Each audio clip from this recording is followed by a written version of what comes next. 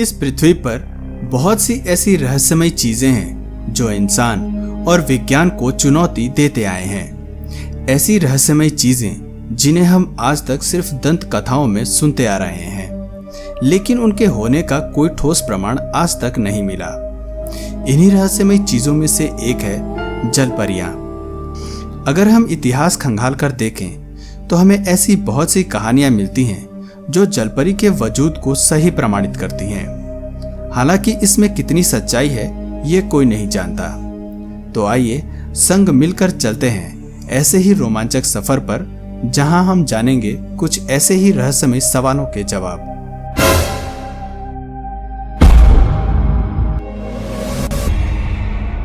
साल 1493। Christopher Columbus ने Dominic Republican के करीब से समुद्र में यात्रा करते समय 3 जलपरियों को देखने का दावा किया था। कोलंबस ने अपने एक लेख में यह भी लिखा था कि उसकी आंखों के सामने समुद्र में मानव मछली की तरह का एक जंतु दिखाई दिया था। इसे एक दुर्भाग्य का संकेत मानकर उसने अपना जहाज वहां से तुरंत हटाने का आदेश दिया था। हालांकि कोलंबस के मुताबिक जलपरियां वैसी नहीं होती जैसा कि हम उन्हें पेंटिंग्स में देखते हैं। कोलंबस के इन दावों ने समुद्री वैज्ञानिकों के सामने कई सवाल खड़े कर दिए। कुछ वैज्ञानिकों का तो यह भी मानना है कि उन्होंने जलपरियां नहीं मैनेटिस देखी थी। जैसा कि हम जानते हैं, पाषाण काल में ही मानव ने गुफा चित्रण करना शुरू कर दिया था, जो आज भी हम दुनिया के हर कोने में देख सकते हैं। इजिप्ट के प्राचीन गुफाओं में कई सारे ऐसे चित्र मिले हैं जिनमें इंसान जलपरियों का शिकार कर रहे हैं। चूंकि तब मानव के पास लिखने पढ़ने के गुण नहीं थे, इसलिए उन्होंने अपने अंदर के भाव प्रकट करने के लिए चित्रकला का सहारा लिया।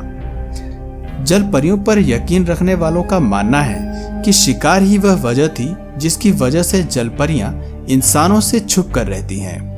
ये पेंटिंग्स आज भी मरमेड्स के होने के वजूद को सिद्ध करता है। जुलाई 1842, New York, America. British lyceum of natural history के मेंबर डॉक्टर जे ग्रिफिन नामक व्यक्ति ने यह दावा किया कि उनके पास एक असली की जलपरी है, जिसे उन्होंने साउथ पैसिफिक में मौजूद फिजी आइलैंड से पकड़ा है। यह खबर न्यूयॉर्क सिटी में आग की तरफ फैल गई और मीडिया वाले जमा होने लगे और जलपरी को दिखाने की बात कही। इसके बाद ग्रिफिन ने जो दिखाया उससे सभी ने यह माना कि वो असली की जलपरी थी, जिसे अगले ही दिन वहां के अखबारों में प्रकाशित किया गया। इसके कुछ दिनों बाद ही ये खबर न्यूयॉर्क के सर्कस और म्यूजियम के मालिक पीटी बर्नम के पास पहुंची। उन्होंने डॉक्टर ग्रिफिन से इस मरमेड को अपने शो में दिखाने को कहा, लेकिन डॉक्टर ग्रिफिन को ये बात कुछ हजम नहीं हुई और उन्होंने इस मरमेड को शो में दिखाने से मना कर दिया। इसके कुछ सालों बाद 1865 में एक बार फिर इसे लोगों के लिए प्रदर्शित किया जाना था, पर इससे 2 दिन पहले ही म्यूजियम में आग लग गई जहां इस मरमेड को रखा गया था, और इसके बाद से इस जलपरी को कभी भी नहीं देखा गया। पर कुछ विचारकों की माने तो म्यूजियम में 2 दिन पहले आग लग जाना संदेह पैदा करता है कि ये कोई हादसा था या फिर सबूत मिटाने की साजिश।